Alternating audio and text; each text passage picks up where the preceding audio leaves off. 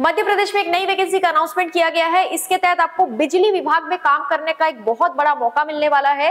कौन आवेदन कर सकता है, एजुकेशनल क्वालिफिकेशन क्या होना चाहिए, आपकी एज लिमिट क्या होनी चाहिए, फॉर्म की फीस कितनी लगने वाली है, एग्जाम कैसे होगा, सारी चीजें डिटेल में देखेंगे और फॉर्म आप कब से कब तक भर सकते हैं ये भी देखेंगे।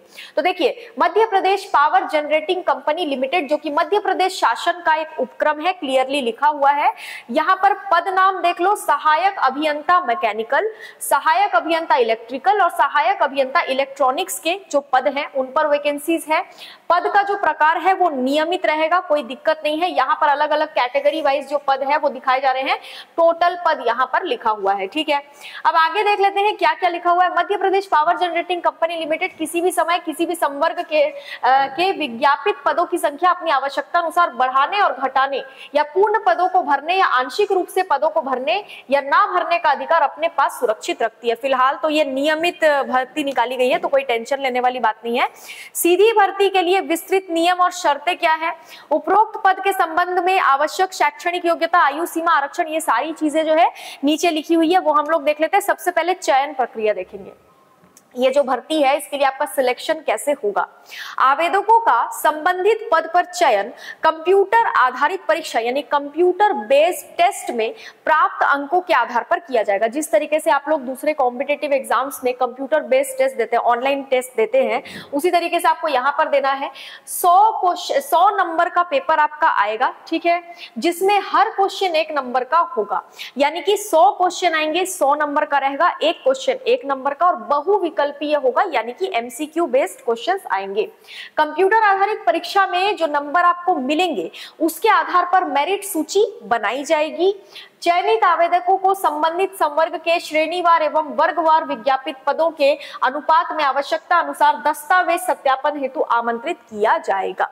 जब मेरिट लिस्ट निकलेगी उसके बाद आपको डॉक्यूमेंट वेरिफिकेशन के लिए बुलाया जाएगा। कंप्यूटर आधारित परीक्षा के बारे में थोड़ा सा लिखा हुआ है।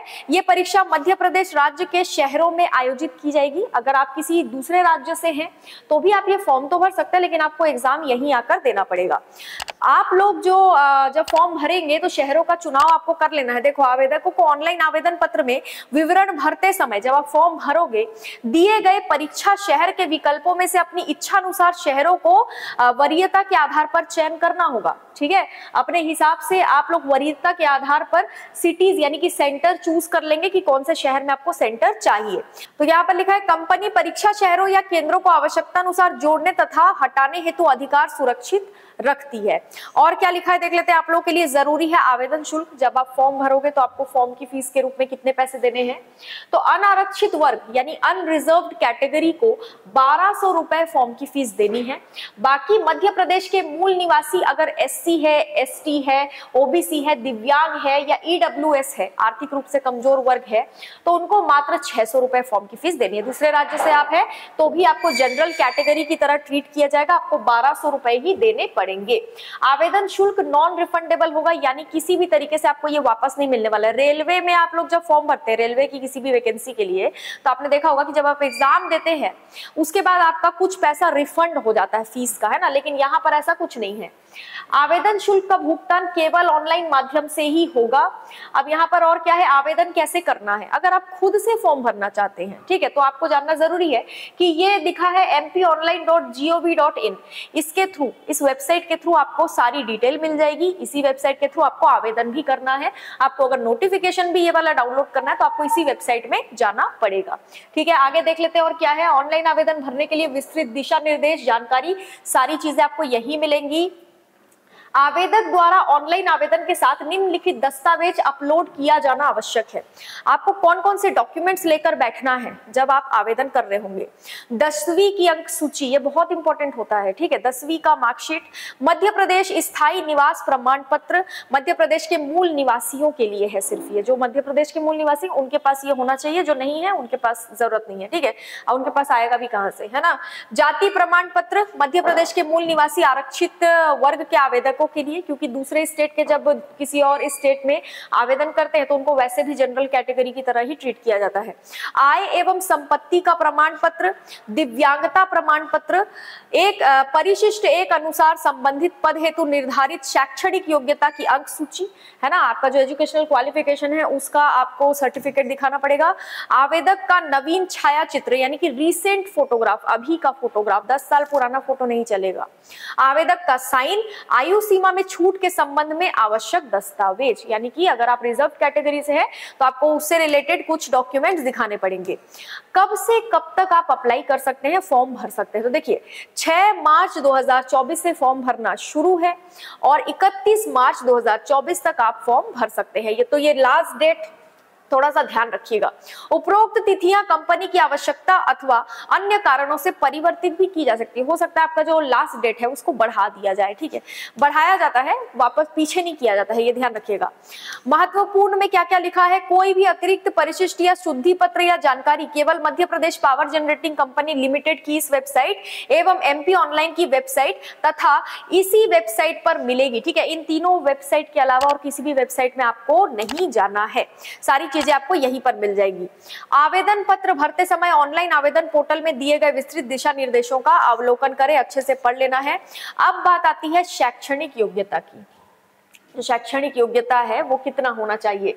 सहायक अभियंता मैकेनिकल के लिए AICTE है ना, AICTE या फिर UGC द्वारा मान्यता प्राप्त विश्वविद्यालय या फिर इंस्टीट्यूशन से मैकेनिकल इंजीनियरिंग में रेगुलर BE या फिर बीटेक आपके पास इसकी डिग्री होनी चाहिए। बी या फिर बीटेक की मैकेनिकल में आपके पास डिग्री होनी चाहिए। अनारक्षित एवं मध्य प्रदेश के मूल निवासी अन्य पिछड़ा वर्ग के अभ्यर्थियों हेतु कम से कम 65% अंक या फिर पूर्ववर्ती मध्य प्रदेश राज्य विद्युत मंडल की उत्तरवर्ती कंपनियों में कार्यरत नियमित कार्मिकों हेतु न्यूनतम 60% अंक होना चाहिए।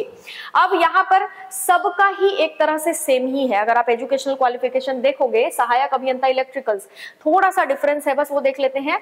यूजीसी द्वारा मान्यता प्राप्त विश्वविद्यालय या संस्थान से इलेक्ट्रिकल या फिर इलेक्ट्रिकल एवं इलेक्ट्रॉनिक्स इंजीनियरिंग में रेगुलर बीई या बीटेक की डिग्री, ठीक है। उसमें मैकेनिकल था, इसमें इलेक्ट्रिकल हो गया, ठीक है। तो इसको थोड़ा सा आपको ध्यान रखना है। अब बात आती है आयु सीमा की। मिनिमम एज तो आपकी 21 ईयर होनी चाहिए सभी के लिए, है ना। न्यूनतम आयु सीमा 21 वर्ष ही होनी चाहिए, चाहे वो मध्य प्रदेश का हो चाहे ना हो, चाहे महिला हो चाहे पुरुष हो, है ना, 21 वर्ष। लेकिन अधिकतम आयु यानी मैक्सिमम एज लिमिट को थोड़ा सा चेंज किया गया है। पुरुष आवेदक जो होंगे अनारक्षित वर्ग के या दूसरे स्टेट्स के, उनके लिए 40 वर्ष मैक्सिमम एज लिमिट रखी गई है और महिला आवेदक जो होंगी अनारक्षित वर्ग की, उनके लिए 45 वर्ष एज लिमिट रखी गई है, ठीक है। पुरुष या महिला आवेदक जो कि मध्य प्रदेश के शासकीय या निगम या मंडल स्वशासी संस्था के कार्मिक एवं नगर सैनिक है, उनके लिए 35 वर्ष एज लिमिट है मैक्सिमम। पुरुष या महिला आवेदक जो कि आरक्षित वर्ग या मतलब कि अनुसूचित जाति या जनजाति या अन्य पिछड़ा वर्ग से है, उनके लिए 45 वर्ष, चाहे वो मेल हो या फीमेल हो।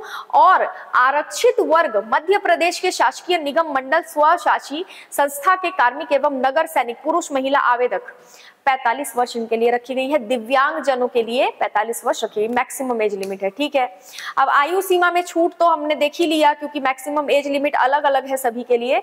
बाकी आरक्षण के बारे में इतना कुछ दिया हुआ है, इसमें सबसे इंपॉर्टेंट बात यही है कि अगर आप दूसरे किसी राज्य से हैं, मध्य प्रदेश से नहीं है, तो आपको आरक्षण का लाभ नहीं मिलेगा। यहाँ कहीं पर ये बात भी लिखी हुई होगी, ठीक है। भले ही आप किसी दूसरे राज्य में SC हो, ST हो, OBC हो, आपको मध्य प्रदेश में जनरल कैटेगरी की तरह ही ट्रीट किया जाएगा। सामान्य शर्तें हैं कि उम्मीदवार को भारत का नागरिक होना चाहिए। आवेदक ऑनलाइन आवेदन के पूर्व भर्ती नियम और शर्तों का विस्तृत एवं सूक्ष्मता से अध्ययन करना सुनिश्चित कर ले। ये सारी चीजें दी गई हैं। और क्या दिया है एक बार देख लेते हैं, बाकी तो सारी चीजें हमने डिस्कस कर ली है, ठीक है। चयन प्रक्रिया वो मैंने ऊपर बता ही दिया था, कंप्यूटर बेस्ड टेस्ट होगा, वही सारी चीजें, वही सारी बातें यहाँ पर भी दी गई है। चयन एवं नियुक्ति, इसको एक बार देख लेते हैं। कंप्यूटर आधारित परीक्षा में प्राप्तांकों के आधार पर मेरिट सूची तैयार की जाएगी। चयनित आवेदकों को संबंधित पद के लिए श्रेणीवार एवं वर्गवार विज्ञप्ति पदों के अनुपात में आवश्यकता अनुसार दस्तावेज सत्यापन हेतु, वो भी चीजें हमने देख ली, डॉक्यूमेंट वेरिफिकेशन के लिए बुलाया जाएगा। उसके बाद जो सफल या फिर योग्य आवेदक होंगे उनको संबंधित संवर्ग या पद में प्रशिक्षु के रूप में पहले नियुक्त किया जाएगा। पहले प्रशिक्षु के रूप में नियुक्त किया जाएगा। प्रशिक्षण की अवधि जो है वो 1 साल की होगी आपकी, ठीक है। अब भाई आप नया नया काम करने जा रहे हो तो प्रशिक्षण तो चाहिए ना, तो ध्यान रखना 1 साल की अवधि आपकी प्रशिक्षण की होगी, ठीक है। वेतन एवं अन्य भत्ते लिखे हुए हैं, बहुत अच्छी सैलरी है यहाँ पर, ठीक है। वेतनमान, लागू वेतन मैट्रिक्स अनुसार वेतनमान 56,100 से लेकर यहाँ पर देखो 1,77,500 रुपए है ना। और वेतनमान का न्यूनतम 56,100 है, मिनिमम 56,100 है, वो बढ़ते बढ़ते 1 लाख के पार जाएगा, 1 लाख क्यों 1.5 लाख के पार जाएगा, ठीक है। बहुत अच्छी सैलरी दी जा रही है और परीक्षा की अवधि वगैरह यहाँ पर, परिवीक्षा की अवधि वगैरह यहाँ पर दी गई है। बाकी सारी चीजें हमने डिस्कस कर लिया। आपको अगर ये नोटिफिकेशन डिटेल में पढ़ना है तो मैंने वेबसाइट भी बता दिया है, वहां से आप लोग डाउनलोड करके इस नोटिफिकेशन को पढ़ सकते हैं। बाकी मिलते हैं अगले वीडियो में। आज के लिए इतना ही। वीडियो को लाइक कीजिए, चैनल को सब्सक्राइब कीजिए और वीडियो को शेयर कीजिए। Thank you so much.